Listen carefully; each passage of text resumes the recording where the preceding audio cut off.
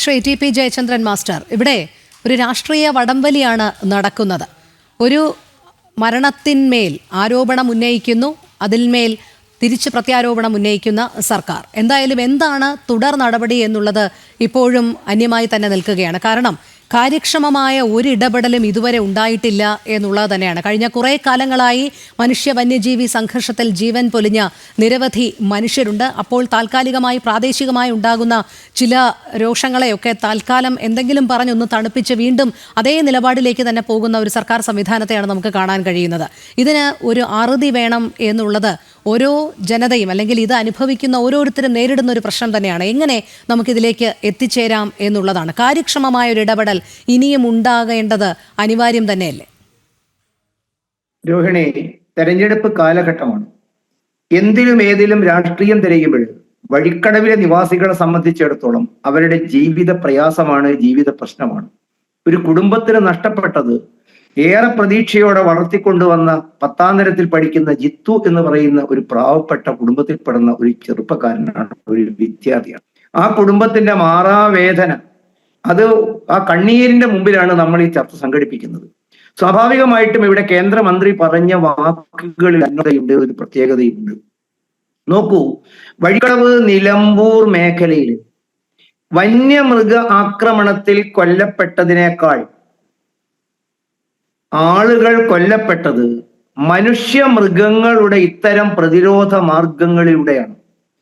കാട്ടാനയും കടുവയും കൊന്നതിനേക്കാളും മനുഷ്യജീവൻ നഷ്ടപ്പെട്ടത് ഈ തരത്തില് വന്യമൃഗ മാംസത്തിന് വേണ്ടി കൊതിക്കുന്ന ആളുകൾ, അതോടൊപ്പം തന്നെ വന്യമൃഗങ്ങളിൽ നിന്നും കൃഷി രക്ഷിക്കുന്നതിന് വേണ്ടി കഷ്ടപ്പെട്ട കർഷകർ.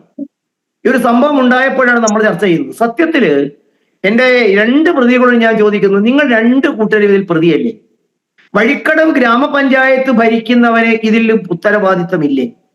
അവിടെ ഇറങ്ങിയിരുന്ന ഈ കാട്ടുമൃഗങ്ങൾ, പന്നിയെപ്പോലുള്ള ജീവികളെ വെടിവെച്ച് കൊല്ലാനുള്ള അനുമതി നൽകുകയും അതിന്റെ അടിസ്ഥാനത്തിൽ പ്രവർത്തിക്കാനുള്ള ബാധ്യത ആ ഗ്രാമപഞ്ചായത്ത് ഭരിക്കുന്നവർക്കും ആ വാർഡ് മെമ്പർക്കുമില്ലേ?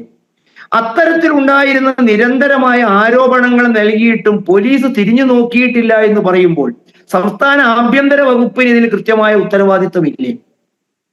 വൈദ്യുതി വകുപ്പിന് അവരുടെ വൈദ്യുതി മോഷണത്തെക്കുറിച്ചും ഏത് രീതിയിലാണ് അവിടെ ഇത്തരം കെണിയൊരുക്കുന്നത് എന്നും നാട്ടുകാർ നിരവധി തവണ പുറത്തു പറഞ്ഞപ്പോൾ ആ ഗ്രാമപഞ്ചായത്ത് ഭരിക്കുന്ന മെമ്പർക്ക് പോലീസിൽ സ്വാധീനം ചെലുത്താൻ കഴിഞ്ഞില്ല എന്നും വിദ്യുത് ശക്തി വകുപ്പിൽ ഇത്തരം മുന്നറിയിപ്പുകൾ നൽകാനും അവരെ കൊണ്ട് നടപടിയെടുക്കാനും കഴിഞ്ഞിട്ടില്ല എന്ന് പറയുമ്പോൾ അവർക്ക് ഇതിനകത്ത് ഉത്തരവാദിത്തമില്ലേ? നിലവിലുണ്ടായിരുന്ന MLA, അദ്ദേഹം കുറച്ചു കാലം ഇടതുപക്ഷമായിരുന്നു, അല്ലാത്ത കാലഘട്ടം ഉണ്ടായിട്ടുണ്ട്, അവർക്ക് ഇതിനകത്ത് ഉത്തരവാദിത്തമില്ലേ? വനം വകുപ്പ് ഇതിനകത്ത് ഉത്തരവാദിത്തമില്ലേ? നമ്മൾ തമ്മിൽ വളരെ കൃത്യമായിട്ട് പറയുന്നു, 2021 കേന്ദ്ര സർക്കാർ ഇന്ത്യ രാജ്യത്ത് ഏറ്റവും കൂടുതൽ വനം വന്യജീവി സംഘർഷം നടക്കുന്ന സംസ്ഥാനം കേരളമായതുകൊണ്ട് തന്നെ കേരളത്തെ സംബന്ധിച്ചിടത്തോളം അതിന് കൃത്യമായ ചില നടപടികൾ ആരംഭിക്കണം. ജില്ലാതലത്തിൽ ജനകീയ സേന ഉണ്ടാക്കണം. അവരുടെ നിർദ്ദേശങ്ങൾ കേന്ദ്ര ഗവൺമെന്റ് അയച്ചു കൊടുക്കണം. ഈ തരം മേഖലകളിൽ നഗരാതിർത്തിയിലും ഗ്രാമാതിർത്തിയിലും അപ്പുറത്തും വനത്തിനപ്പുറത്തും ജീവിക്കുന്ന നിങ്ങൾക്കുമൊന്നും എനിക്ക് മനസ്സിലാവാത്ത തരത്തിലുള്ള പ്രതിസന്ധികളാണ് വനാതിർത്തി ഗ്രാമങ്ങൾ അഭിമുഖീകരിക്കുന്നത്.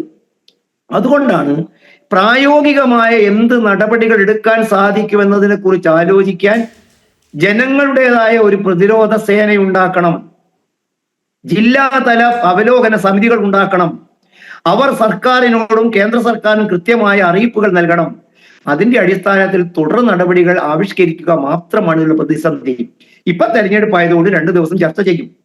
നോക്കൂ, ഇതേ പഞ്ചായത്തിൽ ഏതാനും ആഴ്ചകൾക്ക് മുമ്പ് അല്ലെങ്കിൽ മാസങ്ങൾക്ക് മുമ്പാണ് ഒരു തെങ്ങുകയറ്റ തൊഴിലാളി മരിച്ചത്. അന്നും നമ്മൾ കുറച്ച് ആളുകൾ ചില ചർച്ചയൊക്കെ നടന്നു, അവിടെ ഒതുങ്ങിപ്പോയി. ചിലരുടെ കുടുംബത്തിന് സഹായം നൽകാമെന്ന് പറഞ്ഞു.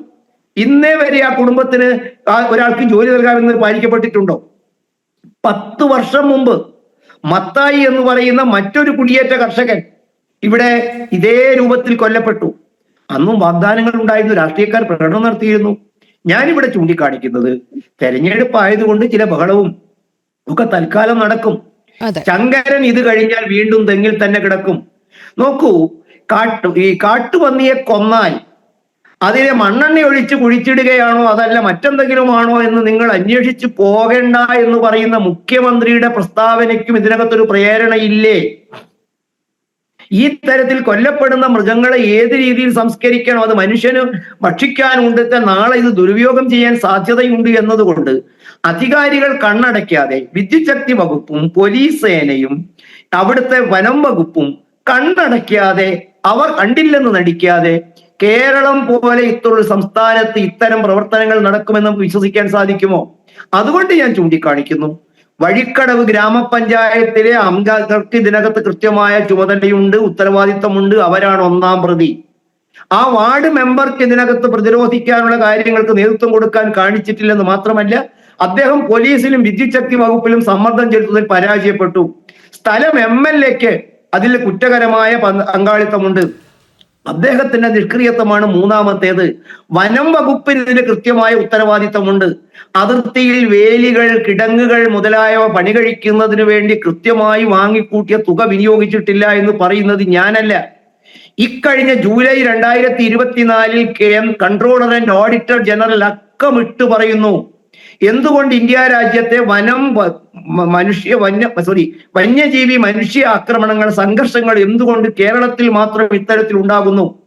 അവയുടെ ഫെൻസിങ്ങിന്റെ കാര്യത്തിലും കിടങ്ങുകൾ ഉണ്ടാക്കുന്ന കാര്യത്തിലും അത് സംരക്ഷിക്കുന്ന കാര്യത്തിലും ഫണ്ട് വാങ്ങിയെടുക്കുക, അത് വഴിമാറ്റി ചെലവഴിക്കുക എന്നതിനപ്പുറത്തേക്ക് കേരള സർക്കാർ കാണിക്കുന്ന കുറ്റകരമായ അനാസ്ഥയും വിദ്യുത് ശക്തി വകുപ്പ് ഉൾപ്പെടെയുള്ള പൊതുമേഖലാ സ്ഥാപനങ്ങൾ വനം കയ്യേറിയതും, അങ്ങനെ കയ്യേറിയ ഭൂമിക്ക് പകരമായി പാവപ്പെട്ട കർഷകരുടെ ഭൂമിയിലേക്ക് പുതിയ അവകാശവാദങ്ങൾ ഉന്നയിച്ചുകൊണ്ട് സർക്കാർ പോകുന്നതും, ഈ തരത്തിൽ ജനങ്ങൾക്കൊപ്പമല്ല സർക്കാർ, ജനങ്ങൾക്കൊപ്പമല്ല ജനപ്രതിനിധികൾ.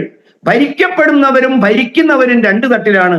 അവർ ഇത്തരം വിലാപങ്ങൾ താൽക്കാലികമായി ഉയർത്തുകയും വീണ്ടും തെരഞ്ഞെടുപ്പ് കഴിയുമ്പോൾ വഴിക്കടവിലെയും പ്രത്യേകിച്ച് അതിർത്തി പങ്കിടുന്ന വനാതിർത്തി പങ്കിടുന്ന നിലമ്പൂരിലെ മേഖലകളിൽ അതിസങ്കീർണമായ ജീവിത സാഹചര്യമാണ്.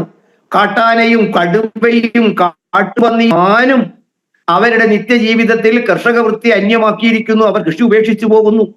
ഇപ്പോഴിതാ അങ്ങനെ നഷ്ടത്തിൽ വന്ന കർഷകരാകാം ഒരുപക്ഷെ, അവരിപ്പോൾ സംസ്ഥാന ഗവൺമെന്റിന്റെ പരോക്ഷമായ പിന്തുണയോടെ മാംസക്കച്ചവടത്തിന് വലിയ ഡിമാൻഡാണ് സത്യത്തില്. ഉത്തരവാദി ആരാണ് എന്നുള്ളതാണ്. ഒരു ഭാഗത്ത് കർഷകരെ സംരക്ഷിക്കണം എന്ന് മുറവിളി കൂട്ടുന്നവർ, എന്നാൽ ഈ കർഷകരെ സംരക്ഷിക്കാനെന്നുള്ള വ്യാജേന ഇത്തരത്തിൽ ഈ വൈദ്യുതി വേലി കമ്പിയൊക്കെ സൃഷ്ടിക്കുകയും തുടർന്ന് അതിൽ പിടികൂടുന്ന കാട്ടുപന്നികളെ എന്ത് ചെയ്യുന്നത് എന്നുമുള്ള അടക്കമുള്ള സംശയങ്ങൾ ഇപ്പോഴും നിഴലിക്കുന്നുണ്ട്.